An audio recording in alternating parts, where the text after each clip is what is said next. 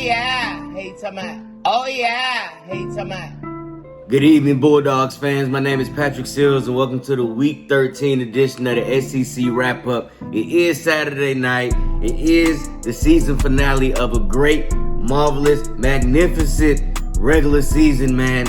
And let's get into it. So the Georgia Bulldogs took on the Georgia Tech Yellow Jackets, where the Georgia Bulldogs claimed their state to run this state, man. That's right, with 37-14 points. Kenny McIntosh had 2 receptions for 96 receiving yards. He had 12 carries for 86 yards. He was averaging 7.2 yards a carry and 1 touchdown. I'm not gonna lie, I was a little bit nervous watching this game in the beginning because Georgia Tech came out and scored a touchdown on us to begin the game off with, and then Georgia had went 3 and out on offense, but wrong move, baby.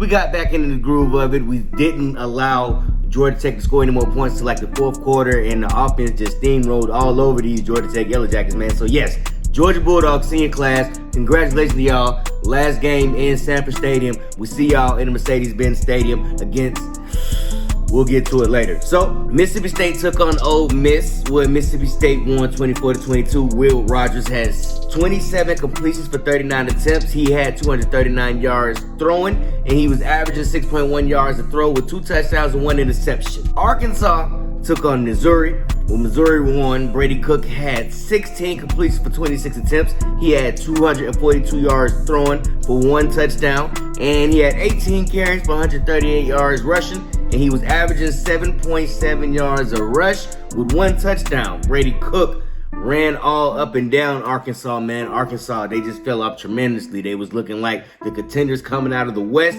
and now they getting smacked around by Missouri. Missouri, of course, gave Georgia a fit early this season, but we still beat Missouri. So Florida took on Florida State early Friday, Thursday, whenever they did, and they lost. Florida lost again. Florida State won 45-38, with Trey Benson had 20 carries for 111 yards rushing. He was averaging 5.6 yards a carry and 3 touchdowns. Trey Benson ran all over Florida Gators, and Florida Gators, of course, still in shambles. Florida Gators, they don't know what they want to do. They don't know if they want to win, lose, draw, cry. They don't know what they want to do, but of course, we're going to move on. South Carolina took on the number 8 ranked Clemson, and South Carolina won 31-30. I'm sorry. South Carolina has knocked Clemson out of the playoff hopes. And let's see what happens after this, because Spencer Rattler had 25 completions for 39 attempts. He had 360 yards throwing, 2 touchdowns, 2 interceptions. Antoine Wells Jr. had 9 receptions for 131 yards and 2 touchdowns. South Carolina has made this SEC look even stronger each week. Last week, they knocked out Tennessee. This week, they knocked off Clemson. They knocked 2 teams out of playoff contention. And this team got steamrolled by the Georgia Bulldogs early in the season. That makes us look even better. We smacked around South Carolina. We smacked around Tennessee. And South Carolina won a game, a tight rivalry game against Clemson, and Clemson probably will not make the national playoff championships games this year. Louisville took on Kentucky. Well, Kentucky won 26-13. Chris Rodriguez Jr. had 24 carries for 120 yards rushing, and he was averaging 5 yards a carry. Alabama took on Auburn, where Alabama won 49-27 in the Iron Bowl Classic. Bryce Young had 20 completions for 30 attempts. He had 343 yards passing for 3 touchdowns and 1 interception. Now,